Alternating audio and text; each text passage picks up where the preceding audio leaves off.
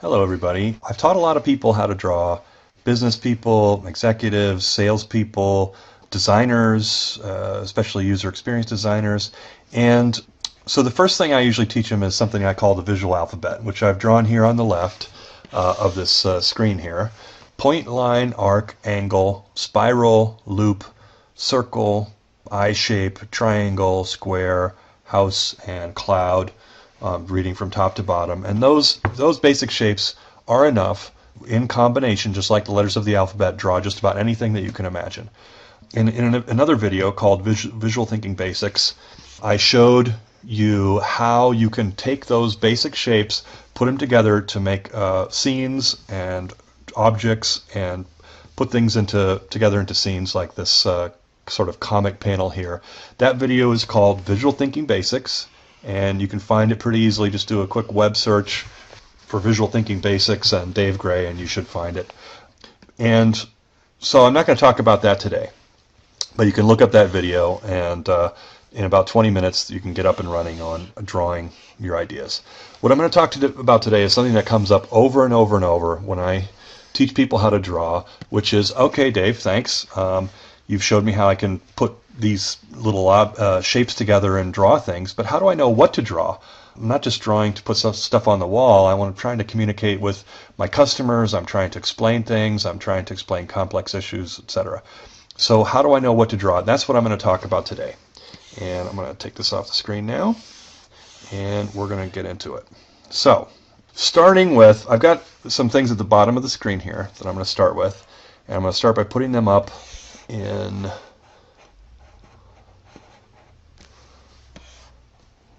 sort of 3 columns here.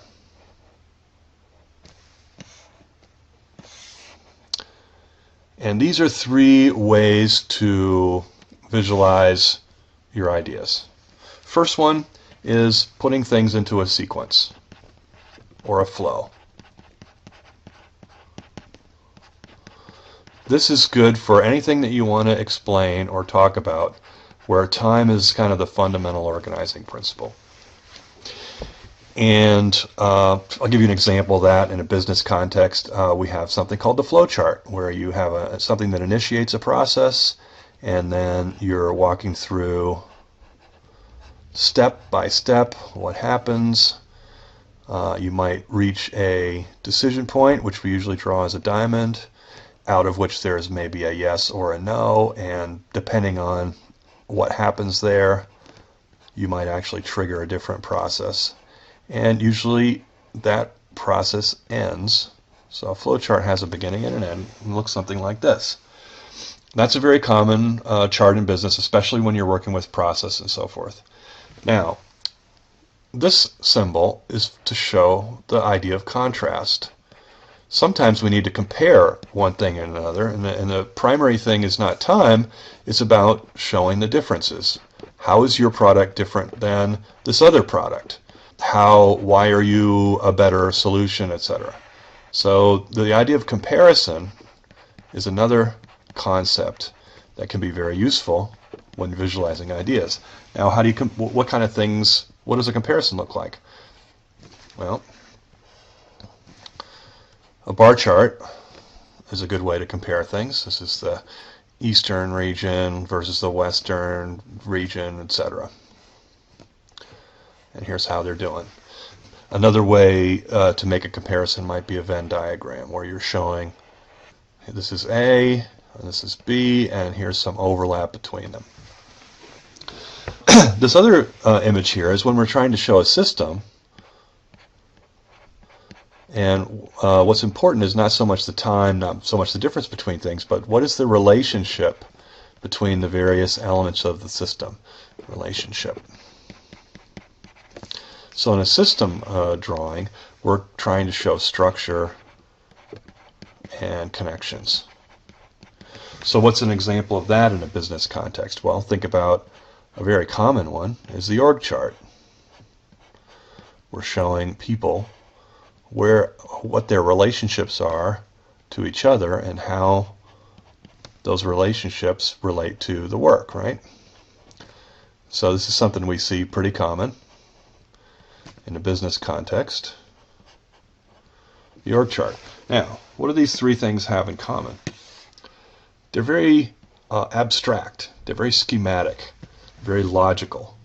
So I want to actually contrast them with some other ways of drawing ideas that I think are equally interesting and actually have some differences in the way that they can be used. So we've got three ways of drawing ideas.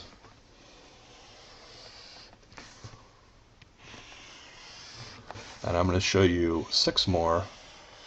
And then I'll give you 9 choices whenever you're trying to draw something, which should be plenty. All right, so think about these as logical. So these images are all very schematic. They're abstract, and they're logical. I think of these as head-centered images. So think of these as images that are related to thinking. Very logical, abstract. They can be good when you want people to just think logically and rationally about a topic. Okay? Now, there are other things we need to do in business, though. Sometimes we need to appeal to people's hearts and minds. We need to get them engaged. So we want to talk about I'm going to talk about heart-centered images and what you can do with those. And sometimes people just need to know some practical stuff. So how do I do this? And I'll call those hand-oriented images. Let's start with the heart-centered images. So these are images that this is a way of drawing that you want to use when you want to appeal to the emotion, when you want to get people engaged, you want to get them excited, and engage their passion. I call these schematic. Let's call these metaphorical. Metaphor excites the imagination and triggers the emotion. So let's think about how we want to look at time in a metaphorical way. So think about a journey. Think about how exciting it is to, for example, let's say Lewis and Clark, exploring new territory. And if we're talking to business colleagues and we want to get them excited, we might talk about something in terms of a journey. Here we are today. We're starting out on this exciting journey. There are going to be some obstacles, some barriers we're going to hit along the way. But, it's going to be very exciting. When we reach our goal and we get to the top of the mountain, we're going to have a big celebration, and that's going to be a very exciting moment. This is a way to get people engaged around a story. It's a way to tell a story that gets people excited. Now, what would be a way to show comparison or contrast in a metaphorical way? Well, I recently wrote a book called The Connected Company, and I compared the idea of a company that we think of traditionally as a machine, so let's draw like a truck here, with the idea of thinking of a company as if it were something more organic. And let's draw a tree here as an example of that. So what happens when we think of our company as a tree? So a machine, what's a machine? A machine is something that gets something from point A to point B, and you load the stuff in the truck, and we're moving things around. And that's a kind of a machine-oriented way of thinking about a company. Think about, when things are broken, we fix them. We think about things that we're doing in a very mechanical way, step A, step B, step C. What if we thought of our company as something more organic? You think about maybe a tree, our culture and our ways that our values and so forth are the roots of the tree. And those things come together to start to create opportunities. And the branches might be something we think of as the opportunities in the tree. And then when we pursue those things and we nurture this thing over time, we get the fruit that comes off of the tree, the apples or whatever. So you see how thinking about a company as a machine might get people thinking about it in one way, whereas if you give them the alternative to think about it as something organic like a tree, it can trigger a whole new set of ideas and a whole new set of thinking. Now, what if we want to talk about a company or a business as a system? I recently saw a great video it was a webinar by John Cotter, and I'll post a link to it when I post this video, that talked about a dual operating system and how, we have this the way the way that he chose to show innovation initiatives is not a traditional org chart, like a hierarchical kind of thing, but showing it as a sun that had planets revolving around it. So the sun is the guiding coalition and the goals and the things that are kind of important that we're trying to achieve as in the innovation within our company. And the planets are revolving around the sun are like the initiatives, the innovation initiatives that we're working on as a group. And then around those initiatives are sub-initiatives, and he called them moons, described them as moons, revolving around the planets that are revolving around the sun. It was a very compelling image of a way to think about a kind of organization that is not necessarily hierarchical, but something that's more organic and where people, and he was describing a system where people opt in. And so this idea of gravity and centers of gravity is a very powerful metaphor for how to organize an initiative or a series of initiatives. And the gravity that he was talking about was emotion, getting people emotionally engaged in a company. Okay, so these are some ways that we can actually talk about visualizing things to get people engaged and emotional. And we can also talk about appealing to their head and their logic, their sense of logic. But sometimes people just need to have practical help doing what they need to do. So what happens how do we visualize things that are practical and not logical, but practical, helping people get involved in, just really understanding the basic stuff that they need to do? I'll call these literal images. So we've got metaphorical, schematic, and literal as these kind of three ways of thinking about things. Or you could also say, to make it easy to remember, head, heart, and hand-centered images. So what does a practical, literal image look like? Well, if you're trying to show someone how to operate a machine or something, and it may have a time sequence associated with it, think about it as just maybe a little cartoon, a little comic, showing them how the steps in the process, what kind of buttons they have to push and when, how does the machine work, what are the feedback things they're going to see on the screen. And just think of it like a little comic book where you're showing people how these things all happen in what sequence. Let's say there's an order that comes in. Well, what does that order look like? It's on a web page, and once that order comes in, you have to walk over to this place and do this thing, whatever. So think about a comic as a way to tell a story as well, a story that involves flow.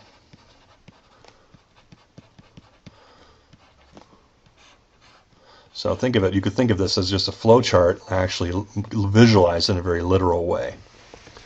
Okay, so what happens when we want to show contrast, when we want to show literally how the difference between things? Well, you think of there's some classic ones here. There's the hair club, where you've got the picture of the before and after picture. And here's the guy with no hair, and after he's happy, he's frowning, he's sad, he's happy after because he's got all this hair that he just got. So this is a way to compare, old way, new way, or before, after. You might also be wanting to compare two different products. So let's say you have a couple of different kinds of mobile phones, and one is let's say one has no keyboard and the other one has a keyboard. You might actually want to just show them. Compare the two products so people can actually see the difference. Often a photograph is a great way to do a compare and contrast between two things, because especially when you're doing something literal, you can actually compare a before and an after. And what about a map?